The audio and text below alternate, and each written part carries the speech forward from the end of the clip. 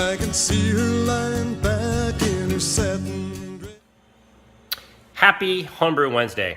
I'm very happy because it's Homebrew Wednesday and I haven't done one of these videos in a while, and I just got fired up. We're going to be on a mobile delivery today here for this Homebrew Wednesday. I just got through watching SJ Pour's 24 Ounce Tuesday, and I'm freaking fired up. I was fired up when I saw the news that AB InBev, bought Northern Brewer. I never use Northern Brewer, not that I know of.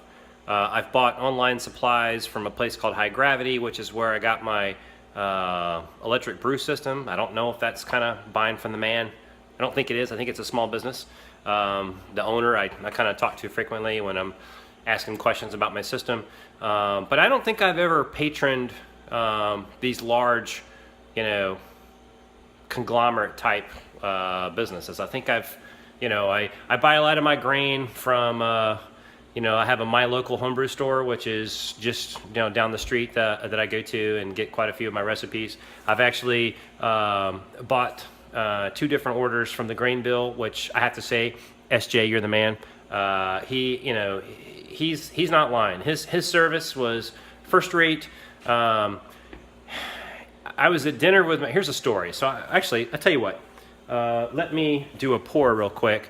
Apologize for the glass. I was drinking a double IPA from Firestone Walker, and it's, I heard that the Double Jack is going out of business, or is going out of circulation, that they're gonna retire that recipe. So I had to go buy a 4-pack of it. Don't know if that's true or not, but so what I have right now is, I'll show a pour here, is, and I got a buttload of foam there. Look at that. All right, this is a wee heavy Scotch ale, and it is courtesy of the Grain Bill. So I'm at dinner with my wife one day. I'm trying to order the supplies so I can do a rebrew of my SJ Pour entry, just in case I make it to the next round for the international competition. And so I said, hey, SJ, do you still have my order? Because I got my original brew supplies from him. And I really liked it because, I worked with his daughter. He was traveling at the time, so he said, hey, call the shop. My daughter's there. She'll take care of you. So I called her. I kind of told her, hey, here's the recipe. And I wasn't sure what yeast I wanted to use. So I kind of said, hey, I want these kind of qualities. So she went and picked a yeast and gave it to me. So very, very, very easy to work with him. He's right. What you may lose in paying a little bit more in terms of monetary, you gain in service, because she's like, yep. I said, hey, I'm gonna have this packaged up and I'll send it out to you tomorrow. And I get this box that is, and the really cool thing is, the box they delivered me was a homebrew beer mail style box. It was a nice square box, and it had the styrofoam lining and the perfect lid and all that. So I was like, oh man, I can repurpose this. So and it had a list of them. Anyway, I have to say the service was amazing. I enjoyed that I was supporting a small business, and the Pours are just a good family. They're good people, and it makes me happy that I can take my hard-earned money and invest in their small business. So anyway, thank you, SJ. I fully endorse you. Anyone watching this video, you want a very easy to work with homebrew supply store that's working on getting up a good website so you can order stuff online, but is even better if you call them in person, and they'll, and so anyway, so I'm at dinner with my wife to finish the story about this beer. And I said, hey, my wife really likes, he calls me up, hey, I'm going to be sending out your order. I found it, blah, blah, blah. So I'm like, hey, SJ, I want to brew a Scotch ale. I've never done my own recipe for a Scotch ale, I've never done it. I don't really want to screw it up, and because usually it takes me a couple of tweaks to get a recipe right. I said, I want to brew a Scotch ale. What do you got? And he goes, oh, so he sends me an email while I'm having dinner, and bam, I mean, like literally within an hour, I get this email, and he's got this recipe. Hey, what do you think about this? Love it, great, great. Can you package it up and send it to me? So not only do I get my supplies packaged for the SJ Pour rebrew, I also get a good recipe for a Scotch ale and all the brewing supplies to go with it, including the yeast and everything. Can't beat that service. Anyway, it was very amazing. So the beer I'm pouring here is the Scotch Ale. Oh, this is a beautiful beer. Look at this thing.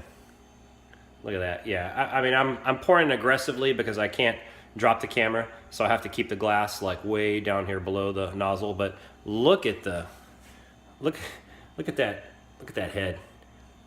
I don't think there's any carapels in there. This is all just the grains, you know, with that head retention, and it's nice, thick, rocky looking bubbles. You know, the aroma on this thing is absolutely amazing. The color, look at that deep red color on that Scotch Ale. That is just, that's beautiful, thing of beauty. So thank you, SJ, for the recipe. My wife loves it. She told me to slow down on this keg because she wants to sing the last and she wants to, you know, be able to enjoy her Scotch Ale. I think I'm gonna have to rebrew it, so I might be hitting you up for another order. So, all right, so what's going on? So, haven't done one of these in a while because I've been doing SJ Pour scorings and you know, whatnot for the U.S. and Canada finals. Walk over here in the Dean's Brewery and kind of talk about my current brews. So, have done my, like I said, I've done my SJ Pour rebrew. But you're getting like, this is kind of like Fox News Live or CNN. I'm not going to edit this thing. I'm just going to go with it, make this all one cut and see what happens. So I did my SJ Pour rebrew. It came out at 1048 OG, and final gravity was 1016. That sets it to 4.2%.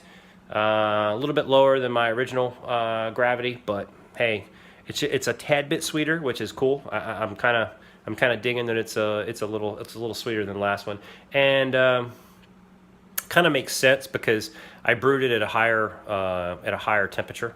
I mashed it at a higher temperature. I mashed it at like 158 instead of 153. So kind of makes sense that it's a couple of points lower on the alcohol and a little bit sweeter on the taste, and I'm good with it. I also brewed my Punch and Judy, which is an extra special bitter. I'm excited about this one because I actually used Y yeast 1968, which is the yeast used in one of the SJ Pour beers, and it's actually an extra special bitter. The previous versions of Punch and Judy, I didn't use an ESB yeast. I just used a London Ale or British Ale or a mix of the two, and it never quite came out exactly the way I wanted. I'm hoping that this 1968, you know, kind of pushes it over the edge. Cheers. That's good. Oh, that's good. Did I mention, you know, I renamed his Scottish Wee Heavy Heather's Outlander Scottish Ale. My wife watches this show called The Outlander. I think she likes it because it's a bunch of big buff Scottish dudes running around in kilts. But anyway, I thought she liked the name. So anyway, the original gravity for the Punch and Judy is 1058. So if that thing, you know, I think it's going to be around 5.5%, 5.5 to 6%, somewhere in there, probably like 5.7, 5.8. Happy with that for an ESB. It'll be a little bit heavier than what you get over in London. A lot of people have this misnomer that when you go to Europe, the beers are like much stronger than what we get here in the United States. I'm calling bullshit. Beers are not stronger in Europe than they are here in the United States. They're usually, you know, they're like sessions, really. I mean, you go to London, any pint you pull is going to be, you know, 4.5 to 5%. I don't know. Some of you London dudes or some of you UK guys, you know, if I'm lying, let me know. But most of the beers I get over there are not big, heavy, you know. I mean, here in the United States, you go to a craft beer bar, you're going to get 6.5, 7%. And then if you go double, you're going to go 8 and up. But if you go over to Europe, and even in Germany, I mean, beers are generally like around 5% and lower. And that's not even considered sessions. So a lot of people say, oh, yeah, Europeans can drink a lot more beer. Not these days. You come over here and drink a beer in the United States, it's going to put you under the table if you're not used to it. Trust me, I had some Europeans at my house one day, and they had quite a few of my beers, and it put them under the table. So that said, here is a look at Punch and Judy's current state. It is, let's see if you can see this. There you go. Let's get a close-up here of the You can see it's still kind of bubbling away there. Yep. So that's that's Punch and Judy. It's on day, let's see, I brewed it on Saturday. It's now, was it Saturday? Yeah, it had to have been Saturday. I brewed it on Saturday. Yeah, I brewed it on Saturday because, no, I brewed it on Sunday. I brewed it Sunday morning. My wife was taking my daughter to a soccer game on Saturday. I took her to a soccer game on Saturday. She took my daughter to the soccer game on Sunday. It was a big weekend-long tournament. I got the better end of the deal. I got to go to 2 games back-to-back starting at 8 o'clock, so I was done by 1. Heather had to go take Lorelai to a game in the morning at 8, and then there was about a 5-hour spread until the next game.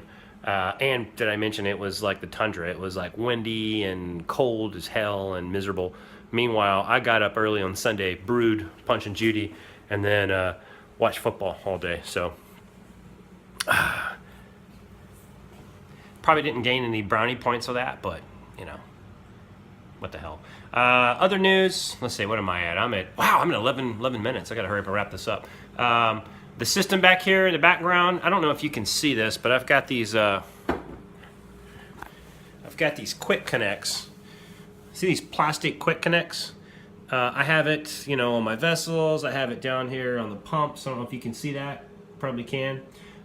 These plastic quick connects are a pain in the butt because you gotta push the, you know, the button gets sticky with the syrup and everything, and you gotta clean them, and then you gotta, you know, unscrewing them and trying to get that button to pop out sometimes. You know, I don't wear brewing gloves, which I need to get some brewing gloves too. You know, I burnt my hands a few times, so to fix that, I've went through High Gravity, the folks that I bought my system from, and I had the guy put together a bill of materials to upgrade all my plastics to stainless steel quick connect. So those are supposed to come in this evening. Be kind of cool to set those up, and I have another lager that I'm gonna brew. I was supposed to brew a German lager this past Sunday, but I couldn't because my wife has all kinds of food in the refrigerator downstairs here, which I use it doubles as my fermentation chamber. So I couldn't brew because she's got the food in there. So now after Thanksgiving, I'll clear the refrigerator out. I can now use it as a ferm chamber, and it's not gonna piss her off if I raise the temperature in this thing, and you know. So anyway, hey, I'm just rambling on. It's a fun Wednesday. It's Thanksgiving Eve. Happy Thanksgiving to all you guys. Have a happy homebrew, and have a very, very, very happy homebrew Wednesday. Cheers.